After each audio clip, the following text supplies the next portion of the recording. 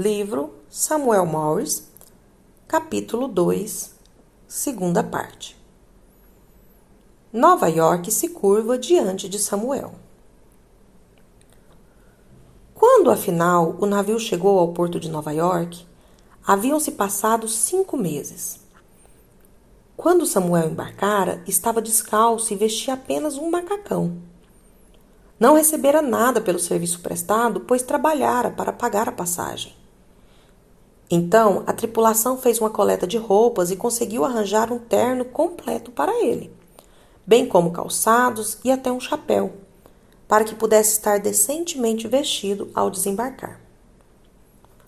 Assim que avistaram terra, Samuel ficou dominado por intensa emoção. Todas as dificuldades e sofrimentos foram esquecidos. Agora, todos os homens do navio eram seus amigos, e o mais chegado era justamente o Malásio, antes tão sanguinário. Todos se despediram dele com um aperto de mão, e alguns deles, homens endurecidos pelas asperezas da vida, choraram como criança. Esqueceram-se das barreiras raciais, e entre eles havia um laço afetivo mais forte que as diferenças que traziam da origem. Aquele jovem de cor escura fora o embaixador de Deus entre eles.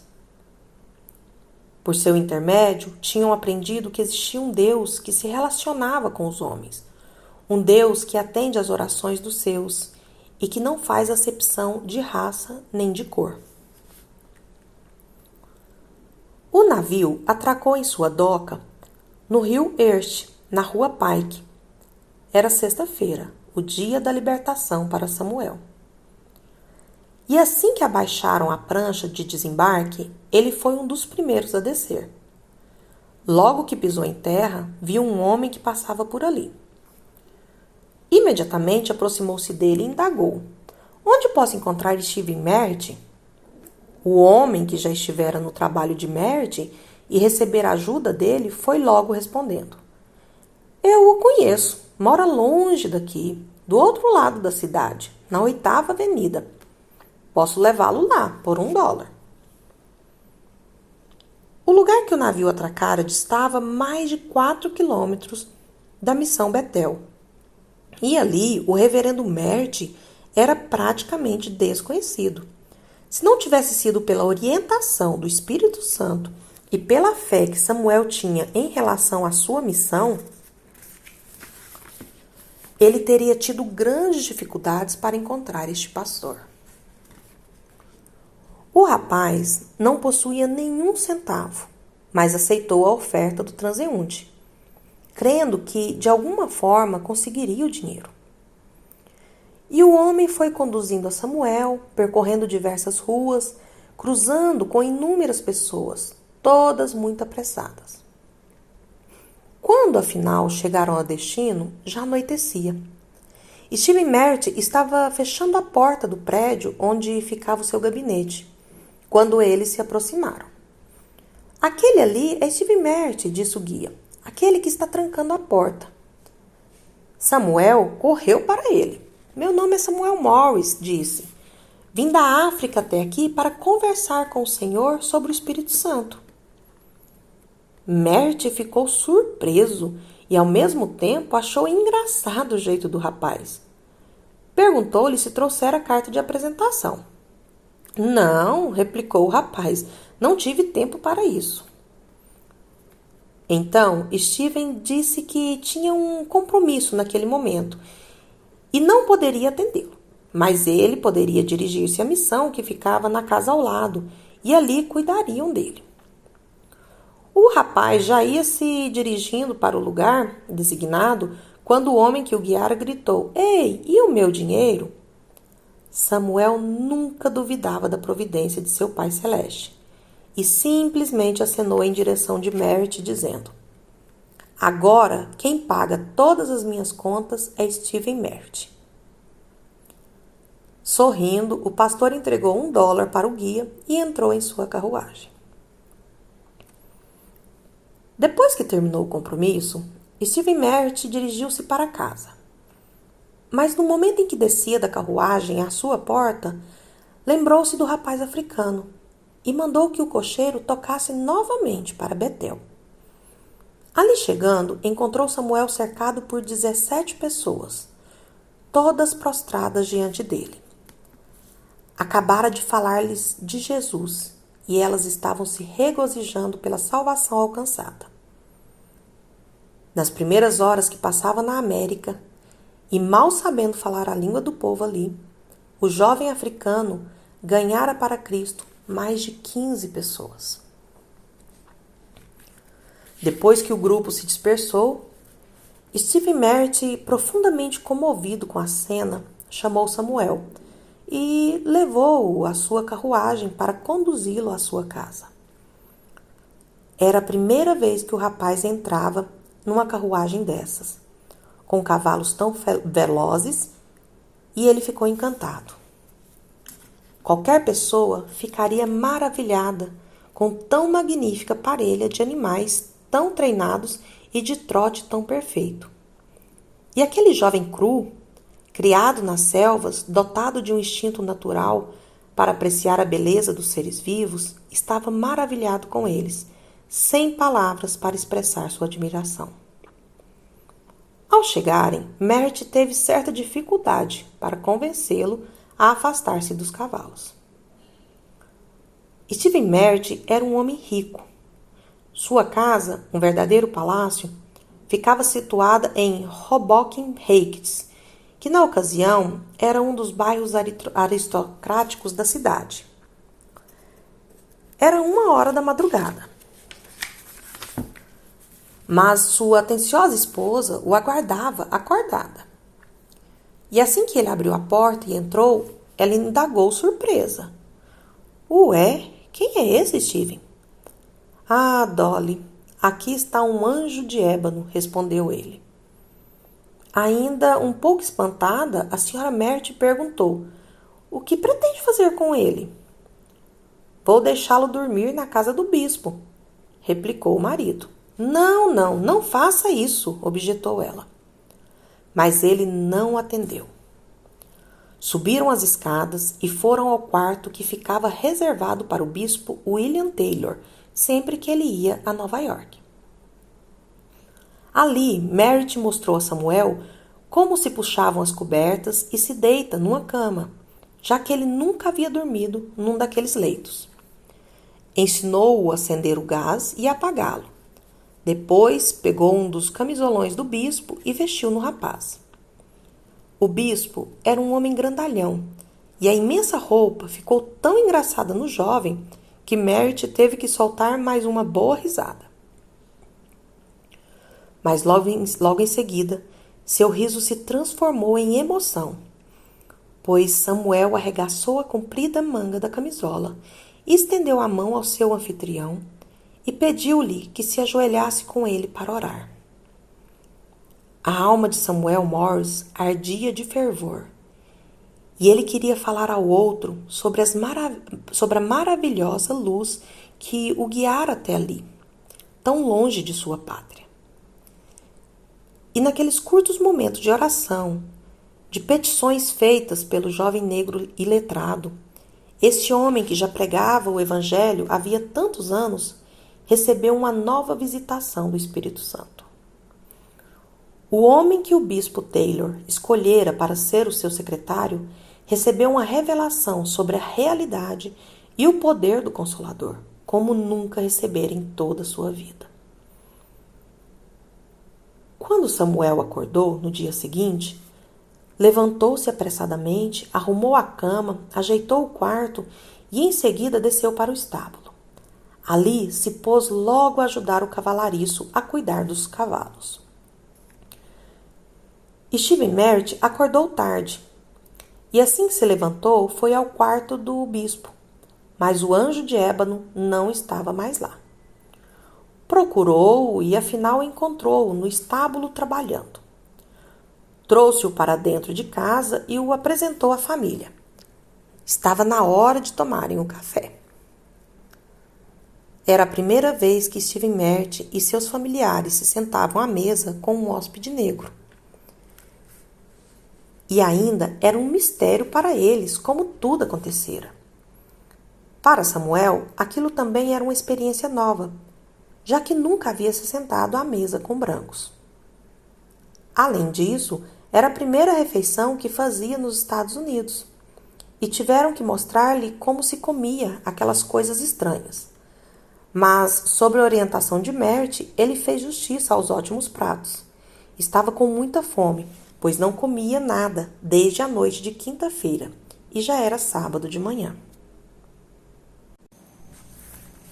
Um culto fúnebre se transforma num culto evangélico. Stephen Mert era um homem muito atarefado. Todo o seu tempo era dedicado ao serviço de sua igreja. E nesse sábado, pela manhã, ele deveria dirigir um culto fúnebre pelo falecimento de um homem importante de Harlem. Então, resolveu levar Samuel consigo. No caminho, teria de parar para apanhar 2 eminentes pastores que iriam auxiliá-lo na celebração do culto. Assim que a carruagem parou, o primeiro pastor a se aproximar avistou o rapaz negro lá dentro e deu um passo atrás. Esperou uns instantes, achando que o jovem iria descer, mas afinal entraram no veículo ainda profundamente chocados de terem que viajar ao lado de um humilde africano. E não disseram nada, mas ficaram a olhá-lo com expressão de desagrado. O reverendo Stephen Mert estava um pouco constrangido e, para desanuviar o ambiente, pôs-se a mostrar ao rapaz os lugares interessantes por onde passava. O Central Park, o Grande Teatro da Ópera e outros pontos importantes da cidade. Mas Samuel estava interessado em algo mais maravilhoso do que as maravilhas da grande cidade. Colocou a mão no joelho de Mert e indagou: "O senhor ora quando está na sua carruagem?" Ele respondeu que muitas vezes tinha momentos abençoados quando se achava no carro, mas nunca orara formalmente. "Então vamos orar", disse Samuel. E oraram. Era a primeira vez que Stephen Mert se ajoelhava no interior de uma carruagem para orar. Foi Samuel quem começou. "Pai, viajei vários meses para vir falar com Stephen Mert, porque desejava que me dissesse alguma coisa sobre o Espírito Santo. Agora que estou aqui, ele me mostra o porto, as igrejas, os bancos e os prédios, mas não fala uma só palavra sobre o Espírito Santo, que tenho tanta vontade de conhecer. Enche-o de ti mesmo, de tal modo que ele não pense em outra coisa. Não fale de outra coisa, nem escreva, nem pregue sobre mais nada, a não ser sobre ti e o Espírito Santo." A experiência que Mert teve naquele momento não foi uma manifestação comum do poder de Deus. Ele já havia participado de cultos para a consagração de missionários, para a ordenação de pastores, nomeação de bispos, imposição de mãos em obreiros. Mas em nenhum deles experimentara a presença do Espírito de forma tão sensível e ardente como naquela ocasião. Ajoelhado no interior da carruagem, ao lado de Samuel Morris, um rapaz paupérrimo, vestido com roupas humildes. Naquele maravilhoso instante, toda a sua vida foi transformada. No momento em que aqueles homens ilustres tinham entrado na carruagem, haviam ficado ligeiramente constrangidos, com receio de que alguém os visse na companhia de um negro tão mal vestido. Mas após a oração do rapaz, passaram a ter vergonha de seus próprios farrapos espirituais. Ocorreu-lhes também que Samuel deveria ter vestimentas exteriores mais condizentes com a sua graça interior. Então, por sugestão de Mert, pararam em uma loja para comprar um terno novo para seu hóspede. Stephen Mert disse ao balconista que aquele rapaz merecia o que houver de melhor e saiu por uns instantes para cuidar de outras coisas. O homem tomou suas instruções ao pé da letra e foi providenciar tudo, auxiliado pelos 2 outros pastores, que também eram ministros metodistas.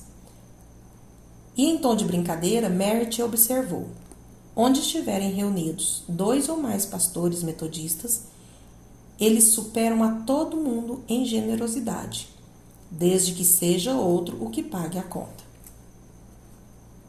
No caso desses 2, eles pareciam estar querendo superar um ao outro para ajudar a vestir a Samuel com os melhores artigos da loja. Quando Steven voltou, encontrou o rapaz diante do espelho, tentando reconhecer a imagem dele nele refletida. O coração da África no melhor estilo da Quinta Avenida. Merritt sorriu e pagou a conta. Aliás, uma quantia bem elevada. Contudo, não se desfez das velhas e estranhas roupas de Samuel, que eram preciosas para ele, pois as guardou em seu gabinete, onde ficaram vários anos. Estando o moço pronto, seguiram para o culto fúnebre.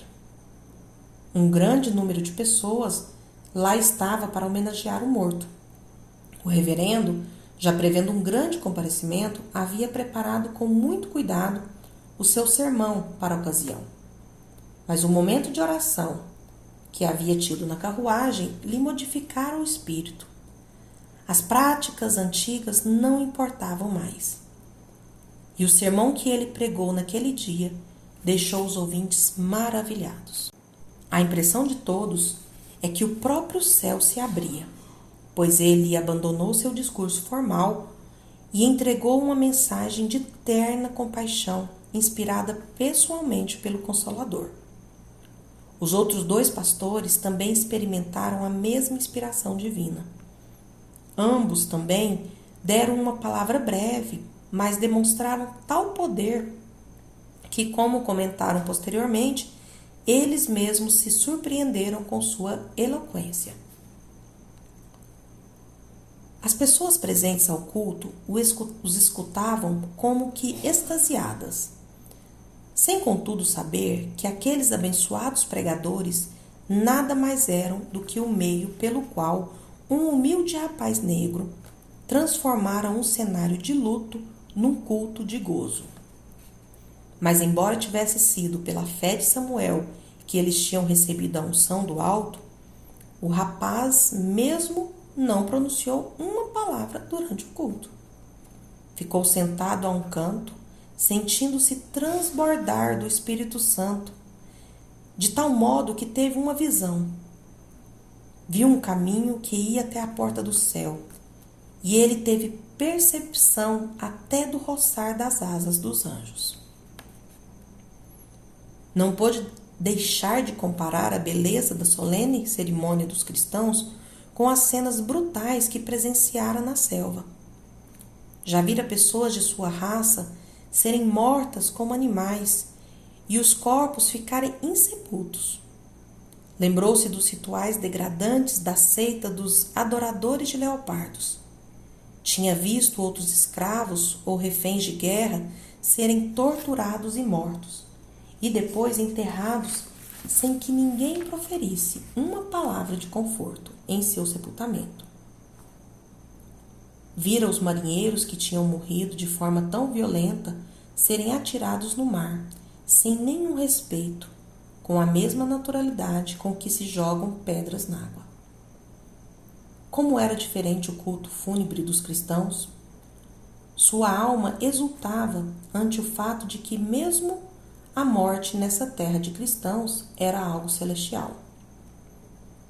Em dado momento, ocorreu uma cena incomum, uma das manifestações de que Samuel Morris possuía um poder sobrenatural que somente o Espírito de Deus confere ao ser humano. A certa altura do culto, sem que ninguém tivesse feito apelo, várias pessoas começaram a dirigir-se para a frente e ajoelhar-se perto do caixão. Não estavam ali para prantear o falecido, mas para se mostrar arrependidos de carregarem o corpo de morte, o pecado. Tinham sido impelidos até ali pela luz divina que irradiava da alma de Samuel Morris. Samuel começa a estudar. Após o culto fúnebre, o reverendo Merritt dirigiu-se para o seu gabinete, levando o rapaz consigo. A caminho, o rapaz lhe fez muitas perguntas sobre o Espírito Santo. Mas eram perguntas tão profundas que daí a pouco Merritt sentia que ele quem estava aprendendo com o outro.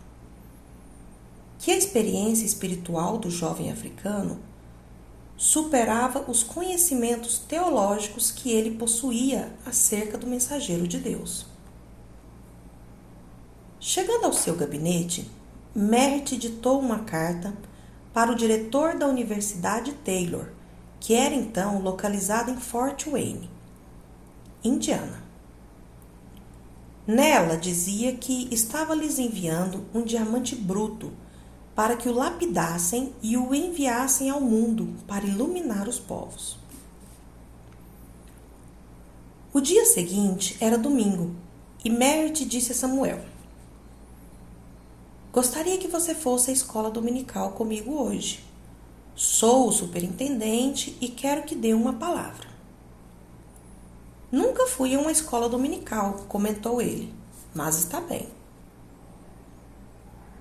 Na igreja, Merritt apresentou-o à congregação. Ali estava um rapaz de nome Samuel Morris, que viera da África para conversar com o superintendente da escola sobre o Espírito Santo. Todos os presentes riram. E após a apresentação, o dirigente teve que sair um instante para cuidar de outros interesses. Quando regressou, alguns momentos depois, o altar estava cheio de jovens que choravam e soluçavam. Samuel se achava na frente, orando. O rapaz, porém, se mostrava calmo. Estava sempre tranquilo. Era sua natureza. Ao orar, fazia-o sempre com modos naturais, como quem conversa com um amigo. Simplesmente conversava com seu pai, fervorosamente, mas sem exaltação. Então, aqueles alunos não tinham sido tocados por nenhum dos truques de oratória normalmente empregados pelos avivalistas profissionais. Também não foram suas palavras nem seu jeito de ser que haviam provocado tal impacto, mas a presença do poder do Espírito Santo, que fora sentido com tanta intensidade que o aposento ficou cheio de sua glória. Imediatamente, os jovens daquela escola dominical, num gesto espontâneo, fundaram um grupo a que deram o nome de Sociedade Missionária Samuel Morris. Essa associação levantou fundos para pagarem a passagem de Samuel e comprarem mais roupas e livros, e todo o material de que ele necessitaria na escola. Com os livros, roupas e outros presentes que conseguiram, encheram 3 baús. Após a escola dominical, Merritt levou Samuel para sua casa. À mesa, a senhora Merritt pediu a ele que orasse pelo alimento, mais por educação que qualquer coisa. E a oração que fez, dando graças ao Pai Celeste, tocou profundamente o coração de todos os presentes, pois ele transbordava de gratidão a Deus. Até mesmo a senhora Merritt, pessoa pouco emotiva, que fora criada segundo uma rígida compostura aristocrática, acabou chorando. Depois ela disse a Samuel: "Fique morando conosco. O que tivermos, partilharemos com você." A curta estada do rapaz ali tivera o poder de remover todos os traços de preconceito racial que antes existiam. Contudo, estava decidido que Samuel iria estudar. E nos meados da semana tudo estava pronto. E ele entrou no trem para Fort Wayne. Chegou ao seu destino na sexta-feira, o o seu dia de libertação, dia em que jejuava e orava. Ao chegar ali, porém, não se achava em muito melhores condições do que quando desembarcara do navio como forasteiro em uma terra estranha. Tinha alguns livros que não sabia ler, algumas roupas e alguns presentes de valor nominal. Aos olhos de todos, não passava de um pobre rapaz preto, sem qualquer instrução básica. Entretanto, aquele jovem logo revelou um espírito de nobreza muito raro entre os crentes.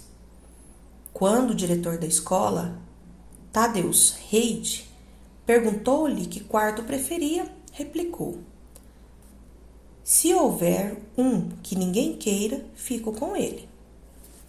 Mais tarde, o Dr. Reid relatou esse incidente nos seguintes termos: "Virei o rosto, pois meus olhos se encheram de lágrimas. Perguntei a mim mesmo se eu estaria disposto a querer algo que ninguém mais queria. Nos muitos anos em que tenho trabalhado como professor, tenho tido que designar os quartos para os alunos e já fiz isso para mais de 1.000 jovens. Muitos deles revelaram grande nobreza, mas Samuel Morse foi o único que disse: se houver um quarto que ninguém queira, fico com ele." Entretanto, quando Reid fez o registro da sua matrícula, tinha o coração pesado. Não via nada de valioso naquele feio rapaz preto. Pressentia que seria um outro peso acrescentado ao enorme fardo financeiro da escola, que já não era pequeno. Nessa ocasião, a Universidade Taylor se achava sob a ameaça de ter de fechar as portas por falta de recursos e até mesmo de falta de alimento para os alunos. Era muito comum ali o jejum involuntário. Mas o Dr. Reid, sendo homem de grande dinamismo, lutava bravamente para derrotar a falência.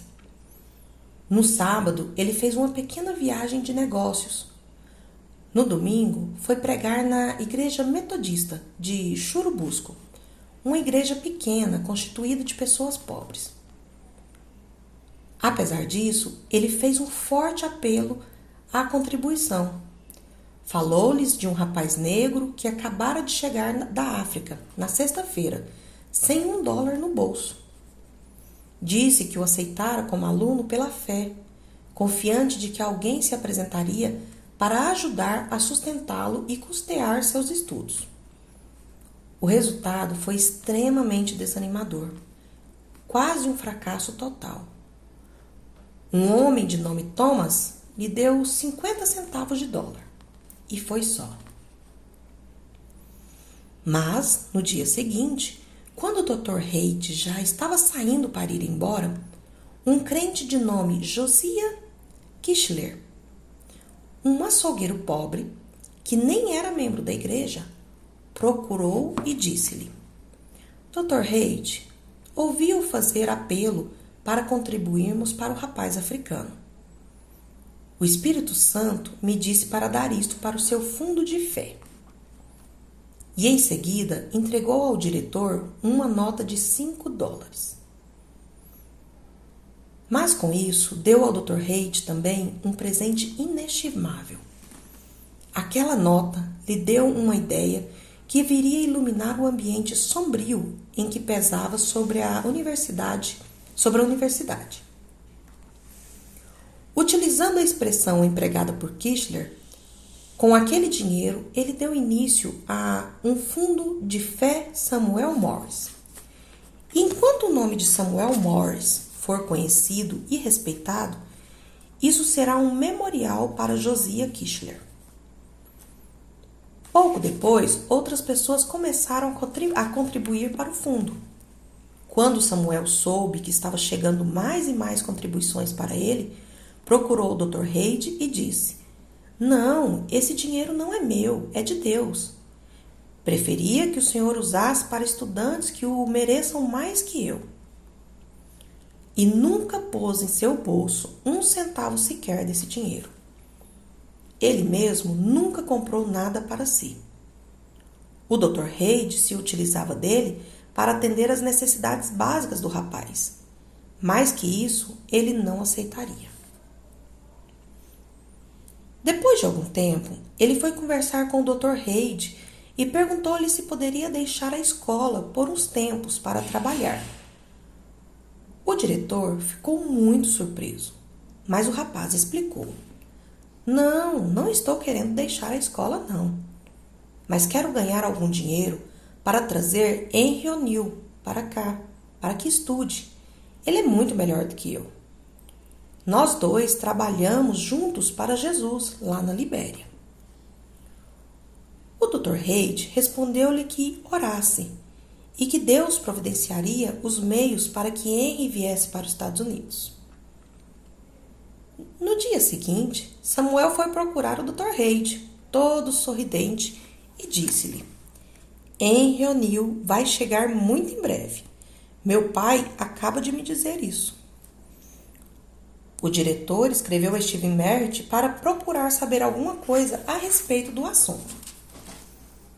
A resposta que recebeu foi que uma das missionárias que trabalhava na Libéria e lá se encontrava na ocasião em que Samuel e o amigo desenvolviam seu trabalho de pregação, tinha voltado aos Estados Unidos e estava tomando providências para que Henry fosse trazido a esse país para estudar. E assim, Henry O'Neill, o primeiro fruto do testemunho de Samuel Morris, foi estudar nos Estados Unidos.